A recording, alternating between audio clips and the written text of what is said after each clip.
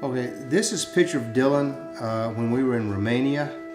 He was 18 months old at the time. Dylan was a great kid growing up. I mean, he really was. We had a great time, very personal. He had a lot of friends. This is one of my favorite pictures. He was actually riding a horse. He was riding a horse on that one. Maybe age 13, like a switch flipped in his head. We don't know why.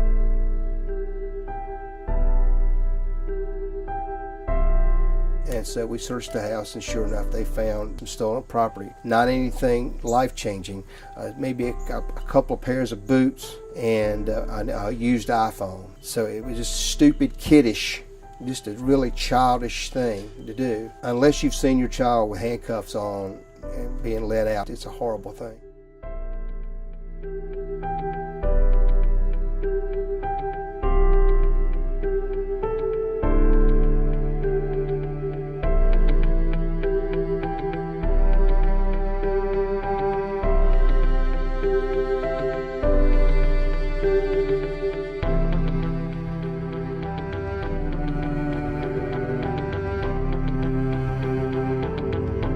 You have to be 18 to buy cigarettes. You have to be 21 to buy liquor. You have to be 18 to be in the armed forces. But yet, in this state, if you're 16, you're treated as an adult. It just doesn't make any sense to me at all that Dylan's going to be punished for the rest of his life for some silly, stupid act he did at age 16 or 17. And we've all done it. We've all done silly, stupid things when we were that young.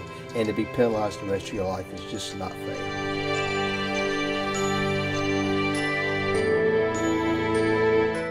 So right now, 16 and 17-year-olds are treated much the same as adults when they commit a crime.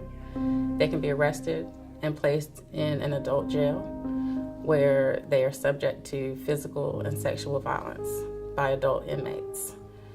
There's no requirement that a parent or guardian attend the court hearing, and if they get convicted, they are convicted of a crime, which results in a permanent criminal record that creates barriers to employment, college, military service, and even eligibility for high school sports.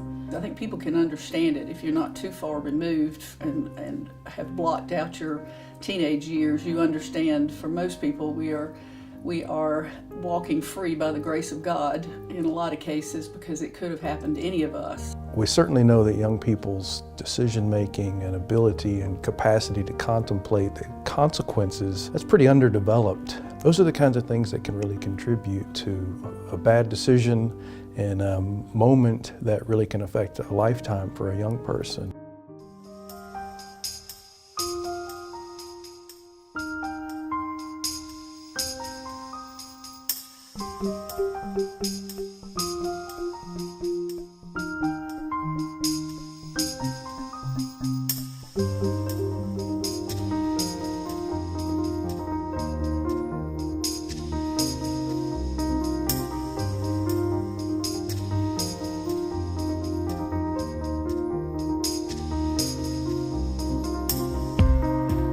And so what advocates are saying is that it's unfair to impose adult consequences on youthful offenders who can't think and reason like adults before making bad decisions. We talked earlier about the stigma associated with a criminal record. I think that's really important.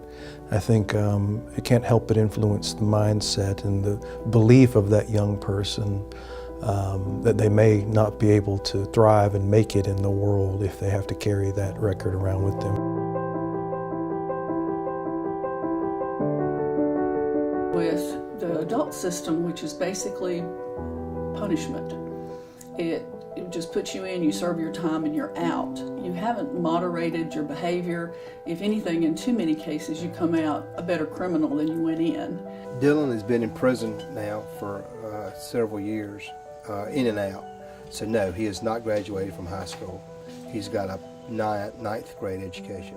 Now, you tell me what job is out there for a ninth grade education. That's one of the big disadvantages of a juvenile being in an adult prison. They're not prepared for life outside of prison.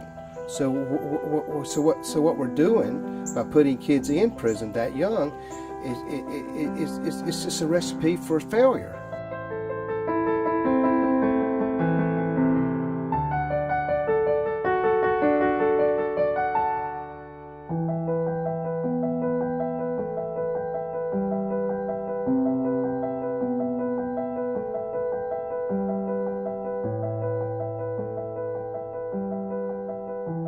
Recidivism rates increase the deeper a juvenile goes into the justice system. The higher the level of involvement in the justice system increases the likelihood that a juvenile will reoffend.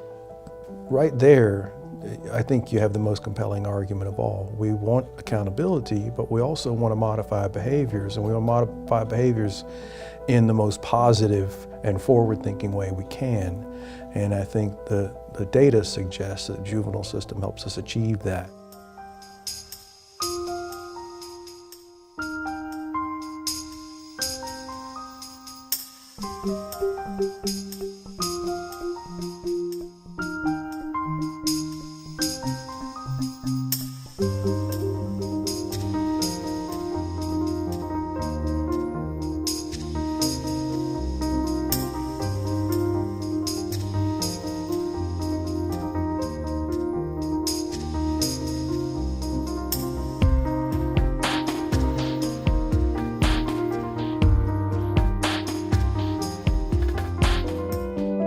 When you're talking about your inner circle of your family, you've got your core. When one of your core members is in this kind of trouble and treated unfairly by the system, it really shakes your water. I don't want a free ride for him. He doesn't deserve a free ride. He needs to be punished, but he needs to be punished fairly. We all make mistakes. Everybody makes mistakes. It's how you respond to those mistakes and what a community does to support you when you make those mistakes. It's really the measure of your individual success and the measure of the health of your community. I've observed many young people in this community and in my time as a police officer who made a lot of bad decisions for lots of reasons. Tough family situations, not great support networks, and who have been able to overcome that and become successful, go off to school, raise families, become great parents. And you can't let one bad decision keep you from achieving all of that.